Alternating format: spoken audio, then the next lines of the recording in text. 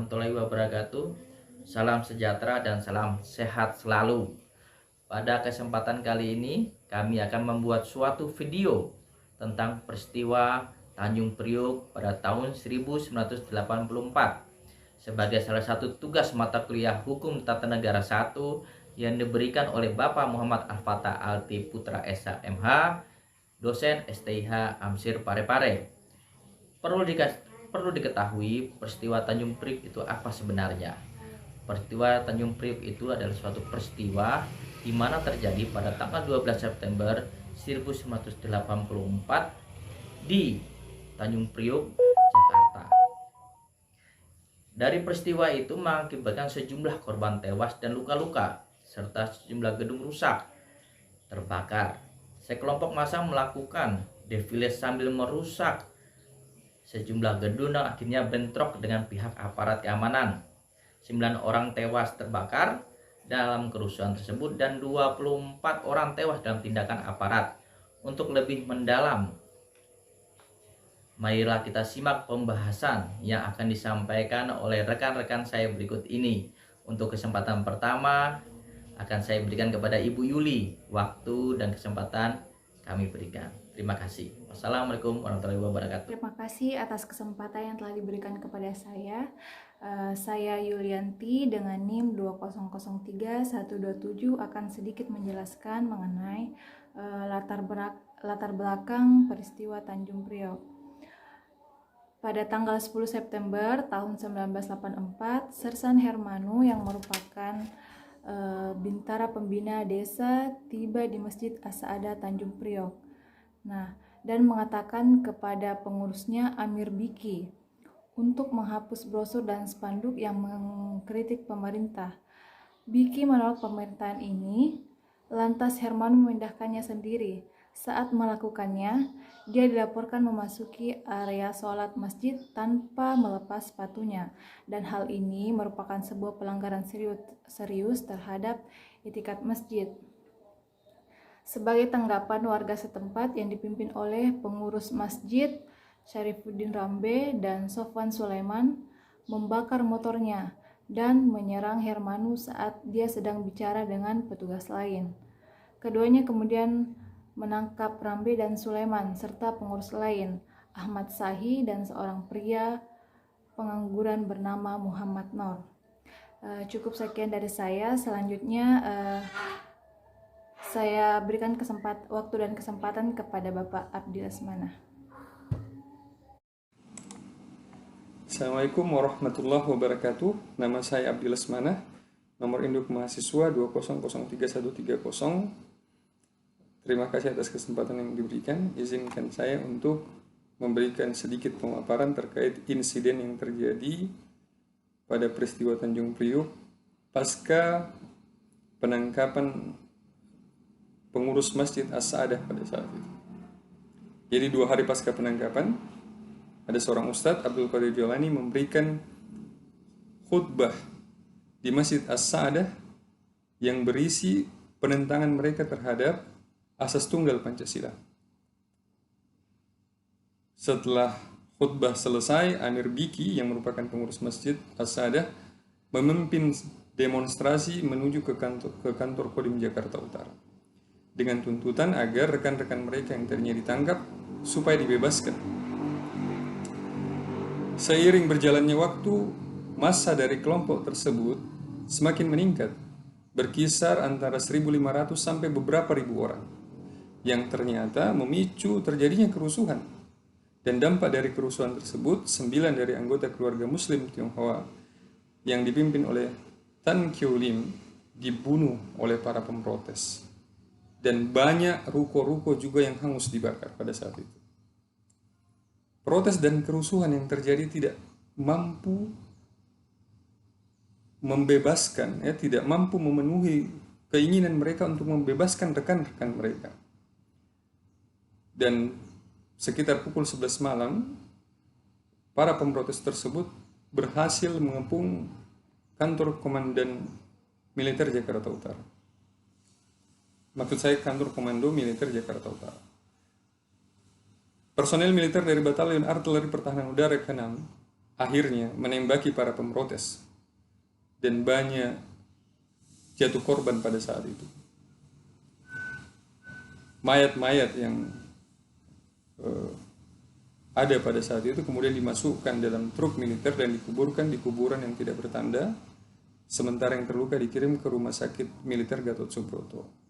Banyak saksi mata yang melihat bahwa pada saat itu Pak Tri Sutrisno dan LB Murdani menyaksikan atau mengawasi pemindahan korban-korban tersebut.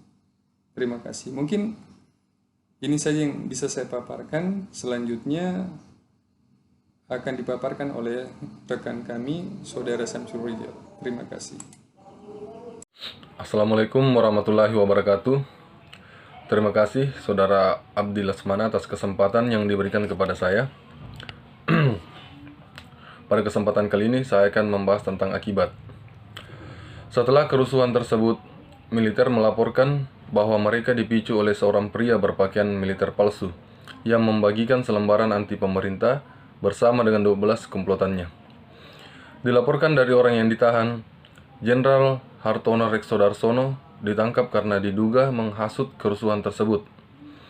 Setelah menjalani persidangan selama 4 bulan, dia divonis bersalah.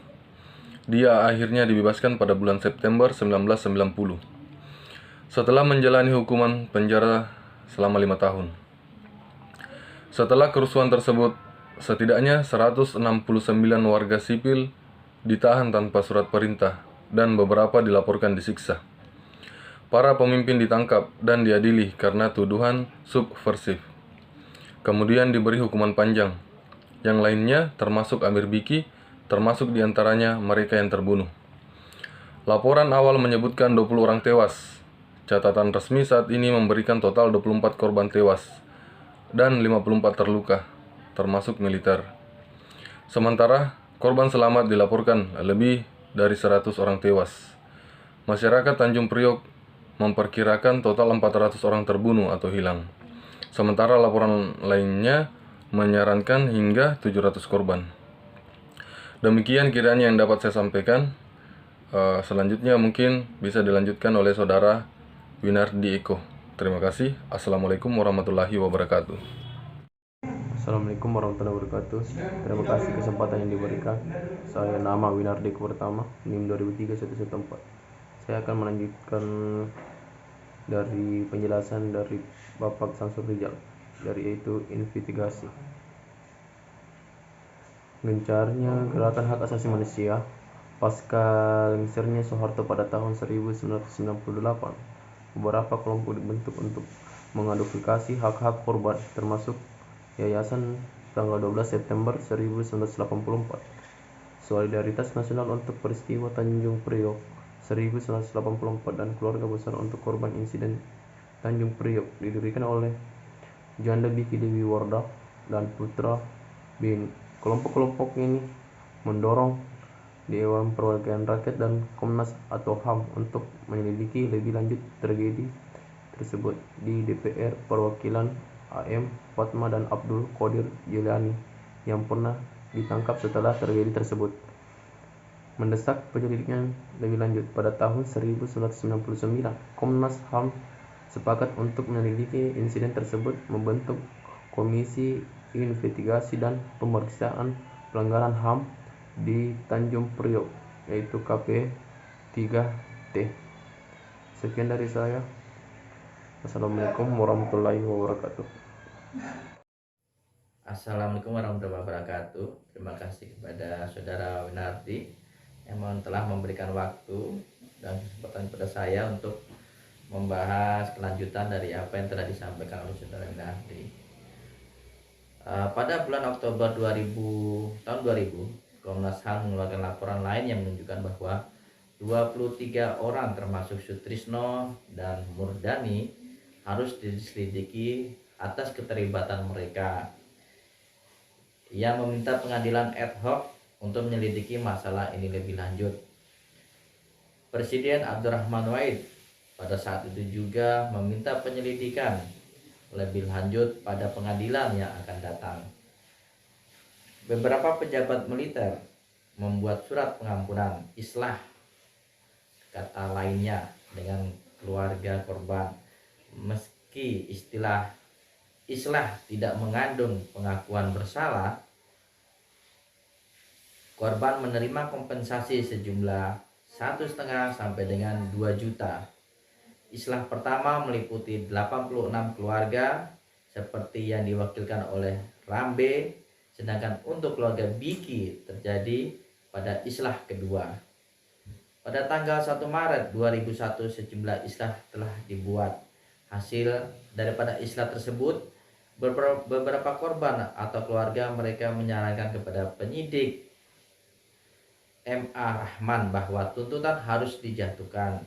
Investigasi baru berlanjut pada bulan Juli 2003. Di bawah tekanan internasional, pada tahun 2003 DPR menyetujui penggunaan Undang-Undang Hak Asasi Manusia tahun 2000 untuk membawa pelaku pembantaian ke pengadilan atas kejahatan terhadap kemanusiaan. Persidangan dimulai pada bulan September tahun itu juga. Mereka dibawa ke pengadilan termasuk Kolonel Sutrisno Maskun, pemimpin Peleton 2 Batalion Artileri Pertahanan Udara saat itu, dan 13 bawahannya. Pejabat berpangkat tinggi saat itu termasuk Komandan Militer Jakarta Tri Sutrisno dan Kepala Angkatan Bersenjata LB Murdani dibebaskan dari tuntutan seperti mantan Presiden Soeharto dan mantan Menteri Kehakiman Ismail Saleh pada saat itu. Penuntutan dipimpin oleh Widodo Supriyadi dan Wakil Ketua DPR AM Fatwa bertugas sebagai saksi penuntutan. Beberapa petugas yang diadili divonis bersalah, sementara Triyanto dan Pranowo dibebaskan.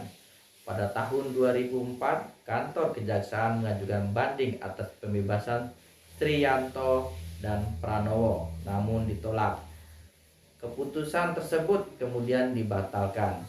Demikian yang bisa kami bahas dalam pembahasan mengenai kasus Tanjung Priok. Semoga video ini membuat pencerahan bagi kita semua ke depannya, agar apabila bertindak harus berpikir tentang apa yang akan terjadi terhadap tindakan kita ini. Semoga video ini membuat kita semakin mengerti tentang kasus-kasus sebelum ini terjadi. Demikian yang dapat kami sampaikan. Atas perhatiannya disampaikan terima kasih. Mohon maaf apabila ada kesalahan dan kekurangan, karena video ini kami hanya sebagai pembelajaran buat kami saja, dan semoga video ini berguna bagi teman-teman sekalian. Demikian yang kami dapat sampaikan. Wassalamualaikum warahmatullahi wabarakatuh.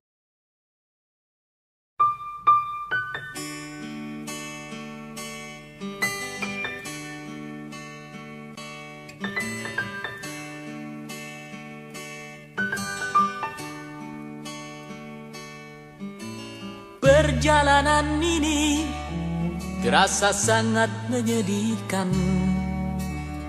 Sayang engkau tak duduk di sampingku kawan. Banyak cerita yang mestinya kau saksikan di tanah kering bebatuan.